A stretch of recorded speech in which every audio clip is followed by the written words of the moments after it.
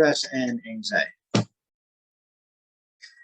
So things that become stressful in life are stressors. So there's the economy, there's bills, budget, money, there's world affairs, there's demands in the workplace, there's family demands, there's relationship, there's demands on you as being a parent, a caregiver for somebody.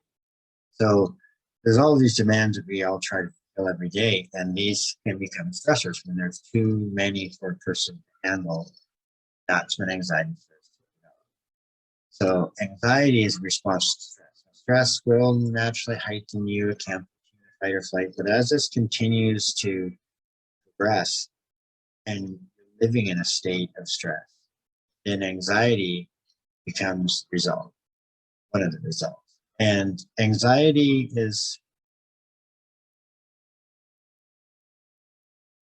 something that is difficult to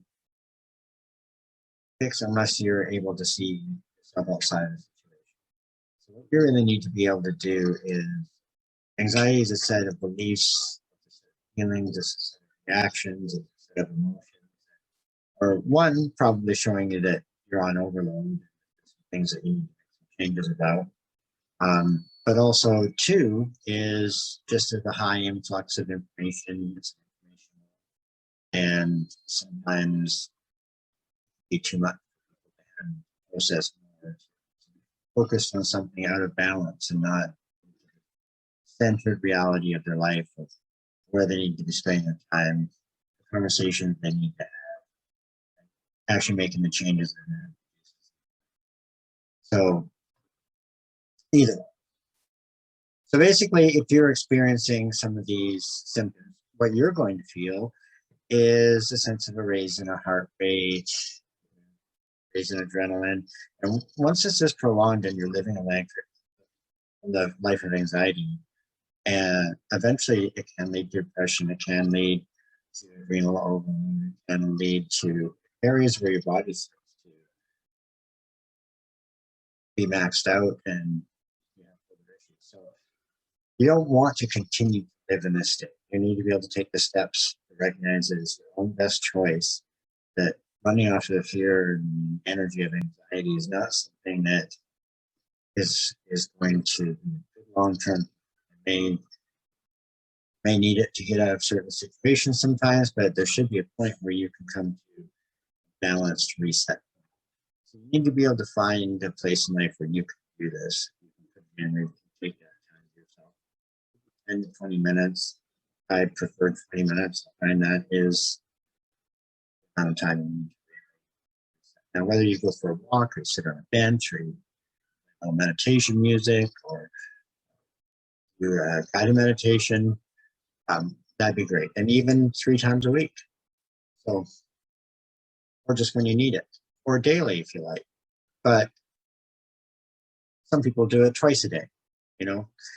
Sometimes you can do things that's called a silent time, which really you don't have to call it meditation, you don't have to call it anything. Just go into a place with no other stimuli, go into a room and sit in a comfortable seat and just be quiet and let your mind slow down, let things sort out, let yourself let go of some things. So if anxiety has triggered you and you're in an anxious state and feeling or frustrated, sometimes maybe even dizzy or heart rate going, you need to do some things to bring yourself. So a couple things is, one is your awareness stimulated. It is anxious. So we need to first of all make sure that you are in a safe environment, recognize that these are the thoughts and fears that are happening right now, concerns with the future of the situation, or morality, or whatever it may be. But as long as you're not in a place of actual danger, where you need to yourself in an urgent response type of way, you can let your body calm. So as soon as you've identified that, you can let your body know. Best way to signal it is to take a deep breath. Your diaphragm raises up. As soon as your diaphragm muscle raises, it actually flicks a switch, tells your brain it's okay to relax, and right away, just because you use the willpower to take that breath, it is going to prove yourself that you're in a safe situation. Now, the next is you bring your awareness to all the external events that's overloading your mind. You want to bring it into something focused. Your hands, rubbing stone, contact with light. You want to put your focus on the physical sensation in between. Also, using breath, actually feel the texture of the air going through, the temperature of the air going through, and really focus on the sensation it makes as it goes in and out as you breathe. So it's something simple to that extent. You don't want to do something where you're suddenly you have to be doing all of this. Just it can be subtle. It's just your focus and attention just goes into that spot. Breath, you know you're state just sad. Actually, right now. So yeah, so now you've got to take some steps to make some changes in your life after that. So sometimes it is identifying your stressors. So you can look at a couple of things, kids, find close relationships, and valuing those relationships in the sense of just thinking about yourself. Where I feel now, and what are some things that might be this underlying anxiousness? That can be personal relationships, work relationships, just anything with another human being. Got something there. Let it go. Let it come out of your head. Let yourself see it. Even if you don't know how you're going to deal with things, discovering what it is that's flash, space, or a situation, or maybe it's just you and it's a mindset.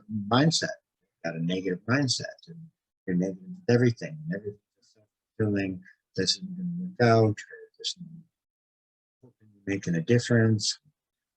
These type of things, stories that we tell ourselves, and then every chance we get, something doesn't work out, reaffirm it. That's how it is. So you want to watch your negative self-talk and just change it. Just take power over it. As soon as you recognize it, you're already self-aware of it. So there it is.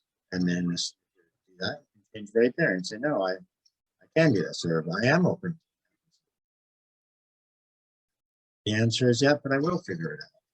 So just changing that, it's going to open up the doors of positive thinking, power of positive thinking, answers to your solution and problem solving mindset instead of insurmountable odds, solve too much. So right away, just change your perception as soon as you become self. So that is one thing that can help you, just help you get you back into a place where you can make some good, clear choices for yourself. Then the next thing you're going to want to do after you're in a nice, clear space is write up some of your goals, some things that you need to accomplish, right?